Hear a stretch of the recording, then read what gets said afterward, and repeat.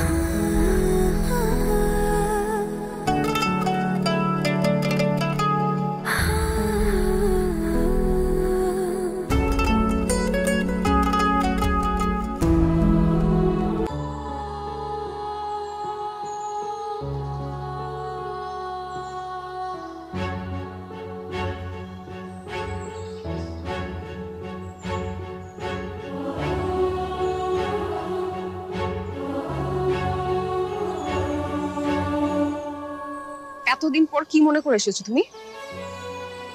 কেন এসেছো তাও আজকের দিনে? আমি তো ইভেন্ট অর্গানাইজার হিসেবে এসেছি। আমার জীবনের সবচেয়ে বড় ইভেন্ট আজকে।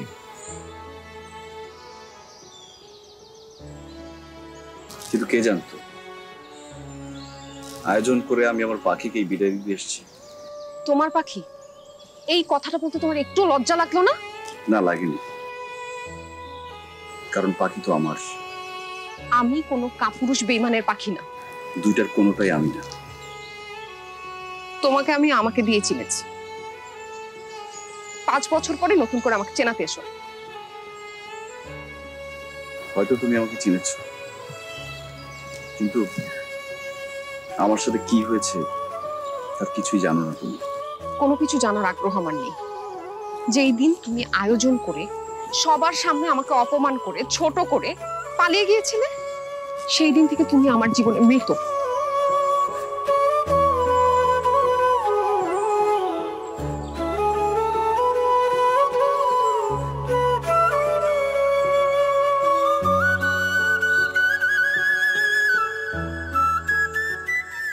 আমাকে তুমি জীবিতর কাতারে রাখবে নাকি মৃতের কাতারে রাখবে সে ডিসিশন তোমার।